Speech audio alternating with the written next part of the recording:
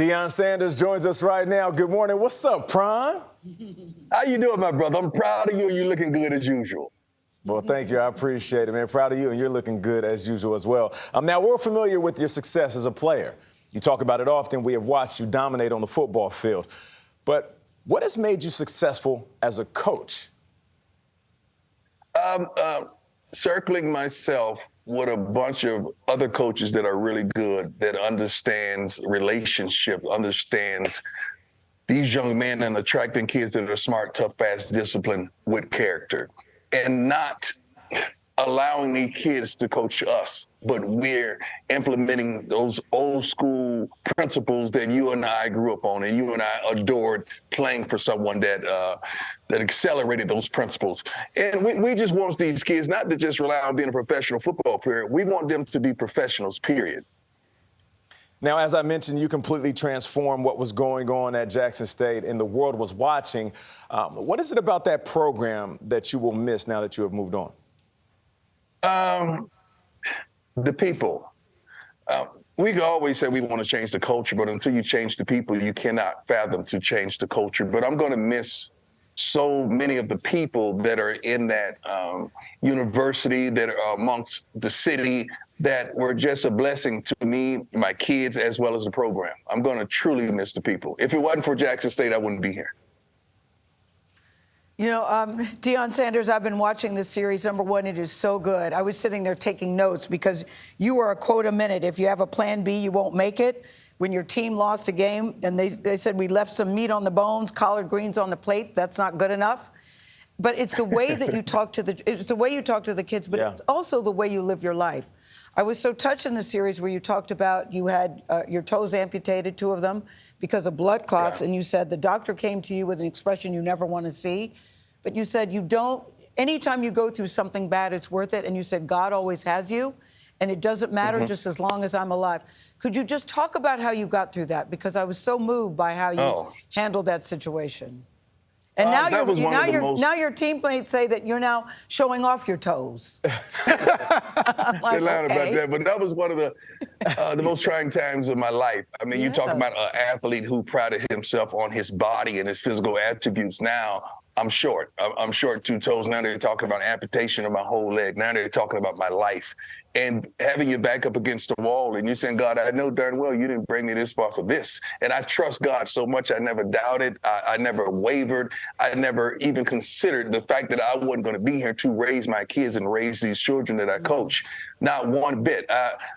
My faith was sustained. How can you even measure your faith if you're not challenged? So just going through that whole time and seeing my kids migrate to the hospital, some didn't even want to see their father like that, but understood that even through the trials and tribulation, I had to remain true to who I was and what I believed. Anybody could clap with everybody, or walk with a nice strut when everybody's clapping for you. But when you're on your back and you're sitting there looking up, you got to remain consistent with who you are and what you believe. And that was a trying time, but we made it through.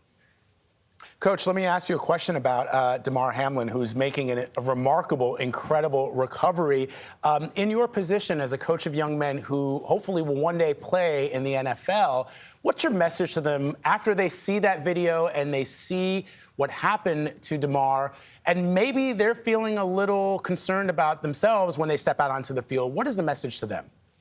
Well, first of all, hats off, and I'm praying for this young man, his friends, family, loved ones, and anyone that's close to him. I'm not going to say that's part of it, because it's not. That could have happened anywhere, on any play, and Nate could tell you that wasn't even that severe of an impactful hit or collision to prompt that. That was just the timing. What I'm going to do, I'm going to look forward to something that happened through that. He's going to be all right, and I trust God that he is. But do you see how we came together as a country, as a people? He wasn't black, he wasn't white, he wasn't Hispanic, he wasn't Asian. He wasn't anything but someone who we cared about. And we all came together as what? For that moment in that time, and we're still together. I just want to understand that cohesiveness that brought us together, and let's maintain that. It shouldn't take tragedy for us to come together as a people. And that's what I'm on right now. I want all us to love each other and sing Kumbaya, just like you do every morning.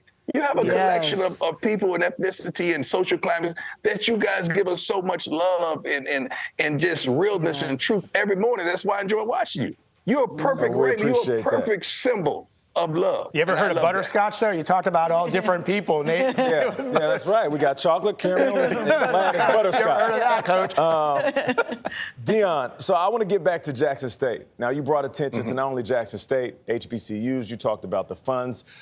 You talked about the attention. You talked about filling up the stadiums, putting butts in seats, selling merch. You shed so much light on what needs to be done at schools like that, yet and still, when you left, you were heavily criticized. How did you feel about that? That was ignorant. Come on, man. It was ignorant. But you got to understand the people that are criticizing you. I never listen to my critics because my critics have critics. That's one thing. Let's just get that straight.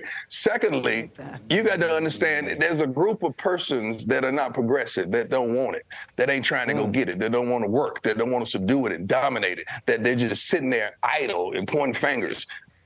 My crowd is those people that are up in the morning watching you guys, getting ready to go to work, that's going to get it, that has 3 or 4 kids, that's trying to make ends meet. Those are my people, and they get it. They get elevation. They get getting to something and turning water into wine. They get, we got to go and make it happen. They get that.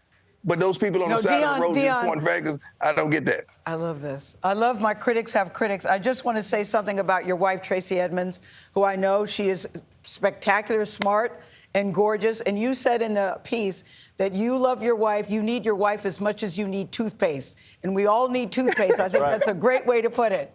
Because we all need toothpaste. So shout out to Tracy. Tracy's a blessing. And trust me, she adds so much to me. Either people add or they subtract or help you multiply or divide. Tracy adds and helps me multiply. Well, Deion, we appreciate you joining us, and I'll make this prediction, even though you are one of the greatest NFL players of all time. I feel like what you did on the field will pale in comparison to what you're going to do as a coach. So you're Thank you, and I'm recruiting your son. You do know that, right? Because I said, okay, you heard it here. Heard it here first. All right, I'm recruiting all that. Gayle, you keep on doing what you're doing. Your whole crew, thank you. I love you, and thank you for blessing us every morning. You guys, we wake up. I appreciate all of you. Recruiting Mr. Burleson. We'll talk to you soon. You can stream Coach Prime with the agents. Amazon Prime Video.